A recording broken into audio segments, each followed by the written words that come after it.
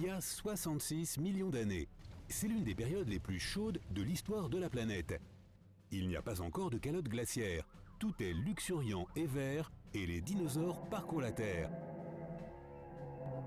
D'énormes sauropodes mâchent paisiblement les fleurs, les plantes et les arbres avec leurs petits qui les suivent de près. Tu dois te tordre le cou pour espérer apercevoir leur tête 5 étages au-dessus de toi. Mais c'est là que tu vois autre chose. Un point lumineux dans le ciel. Une étoile filante. Fais un vœu. Attends un peu. L'étoile devient plus grande et plus brillante. Les grands reptiles ne le savent pas encore, mais aujourd'hui commence l'un des plus grands événements d'extinction massive de l'histoire de la Terre. 3/4 de la vie sur notre planète va être anéantie. Je te propose de te cacher ici et de regarder. 5 secondes avant l'impact. La météorite perce notre atmosphère aussi facilement qu'une aiguille dans un ballon. L'onde de choc supersonique qui en résulte commence à se propager autour du globe. Tu l'entendrais même si tu étais de l'autre côté de la planète. Le monstre cosmique qui tombe vers la Terre a la taille du mont Everest, large d'au moins 10 km et avec un poids de 460 trillions de tonnes. Le météore arrive, il est brûlant et ultra rapide. Il va à 20 km par seconde et se dirige droit vers la péninsule du Yucatan, dans l'actuel Mexique. À cette vitesse, il pourrait aller de Los Angeles à New York en moins de 4 minutes. Impact. L'astéroïde de la taille d'une montagne s'écrase sur la Terre. Si seulement elle était arrivée ailleurs, la vie sur cette planète serait peut-être bien différente aujourd'hui. La péninsule du Yucatan, presque entièrement sous-marine à l'époque, était l'un des 8 endroits sur le globe qui pouvaient permettre à un rocher spatial géant d'anéantir presque toute la vie sur la planète. Autrement dit, l'astéroïde n'avait que 13% de chance de provoquer une extinction massive. Et il a frappé juste au bon endroit. Pas de chance quoi. L'explosion à l'endroit de l'impact est 1 milliard de fois plus puissante que la plus grande éruption volcanique connue. La lumière est si brillante qu'on aurait dit qu'un nouveau soleil était apparu à la surface de notre planète. La météorite s'enfonce dans la croûte terrestre et explose en 1000 morceaux. On peut encore voir la cicatrice qu'elle a laissée. Le cratère de Chicxulub mesure 150 km de large et 20 km de profondeur. Il pourrait contenir tout l'état du Vermont et 24 Burj Khalifa empilés les uns sur les autres. Une chose qui laisse une telle cicatrice a forcément des conséquences mondiales. La Terre tremble, l'onde de choc se propage sur des milliers de kilomètres. Le souffle d'air aplatit les forêts en un instant. Tout ce qui se trouve dans le rayon d'action de l'onde de choc s'enflamme. Rien ne survit au point zéro. Mais ce n'est que le début. De plus petits fragments de la météorite, ainsi que des morceaux de la Terre déplacés par ce trou géant, vont ricocher jusqu'au Canada. Des boules de feu illuminent le ciel. Elles viennent s'écraser aussi à la surface. Les dinosaures qui n'étaient pas dans le rayon de l'explosion courent dans tous les sens, complètement paniqués. Ils n'ont nulle part où se cacher, et cela ne va qu'empirer. L'onde de choc se précipite vers la mer. Le tsunami atteint une hauteur de près d'1,5 km lorsqu'il frappe les côtes. Les vagues continuent à se déplacer et atteignent les coins les plus reculés de la planète. Même à travers le Pacifique et dans l'Atlantique Nord, elles atteignent une hauteur de 5 étages. Elles emportent tout sur leur passage. Outre les incendies et les tsunamis de la taille d'un gratte-ciel, la Terre est secouée par les pires tremblements de terre de l'histoire. En quelques minutes, une planète luxuriante et grouillante de vie s'est transformée en un lieu cauchemardesque. Mais ce n'est encore que la première phase.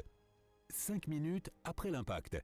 De petits cailloux, de la poussière et des cendres montent vers l'atmosphère. Ces objets chauffent et fondent jusqu'à se transformer en une sorte de lave chaude qui commence à retomber sur le sol en une sorte de pluie brûlante.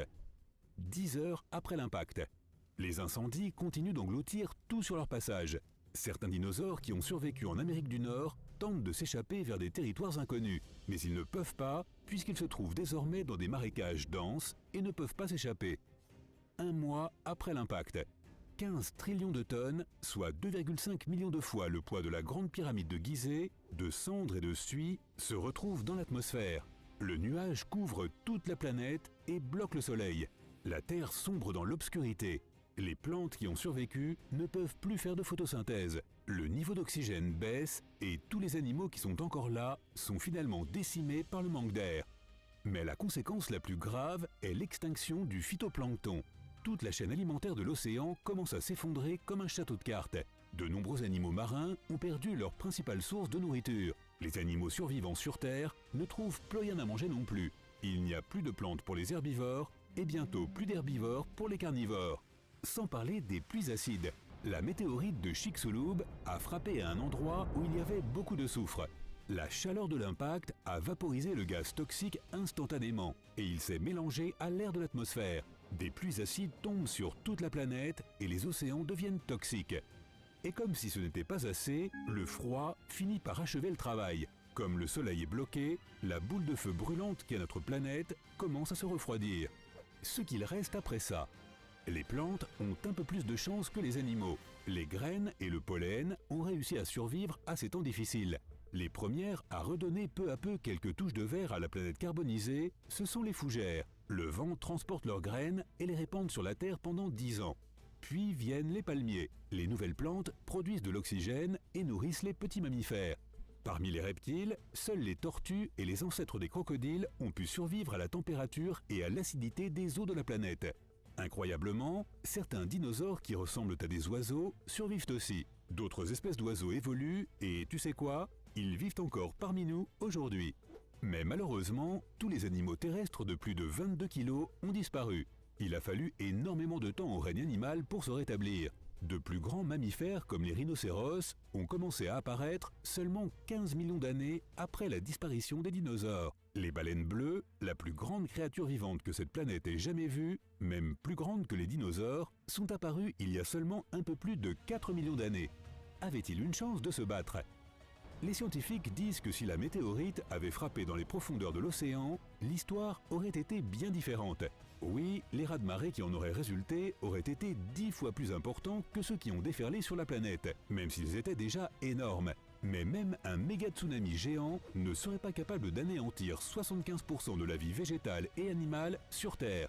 En fait, c'est donc l'obscurité mondiale qui a vraiment fait disparaître les dinosaures. Si la météorite avait frappé en eau plus profonde, et non dans la mer du Golfe du Mexique, il n'y aurait pas eu autant de poussière et de cendres dans l'atmosphère. C'est cela qui a fait chuter les niveaux d'oxygène et a coupé la chaîne alimentaire depuis tout en bas. Il existe une théorie selon laquelle le changement climatique et d'autres problèmes sur Terre, il y a 66 millions d'années, auraient aussi anéanti les dinosaures sans avoir besoin d'une météorite. Il pourrait s'agir d'un supervolcan en éruption qui aurait rejeté de grandes quantités de soufre et de cendres dans l'atmosphère.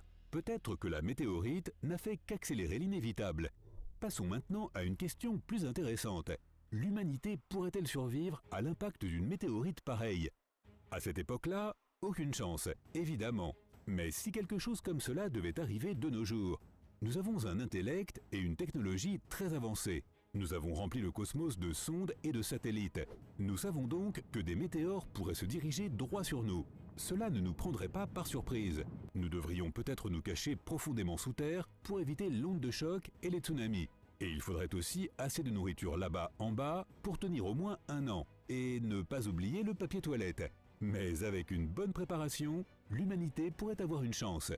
Le problème principal après un événement pareil serait de survivre à l'hiver mondial lorsque les cendres recouvriraient le ciel. Mais notre espèce peut le supporter. Demande à n'importe qui vit à Oymyakon, en Russie. Cette ville de 500 habitants détient un record du livre Guinness pour être l'endroit habité le plus froid de la planète.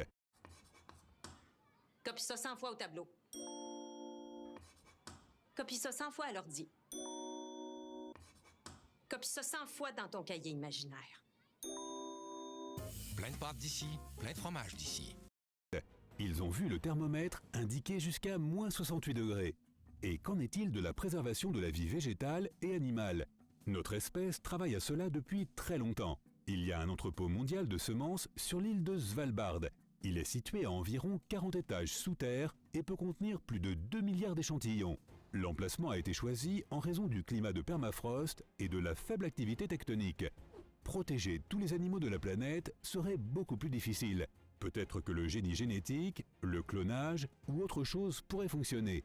Ou alors les rassembler tous dans un bunker, crocos, ours et serpents compris ? Non, je préfère encore tenter ma chance en surface. Merci bien.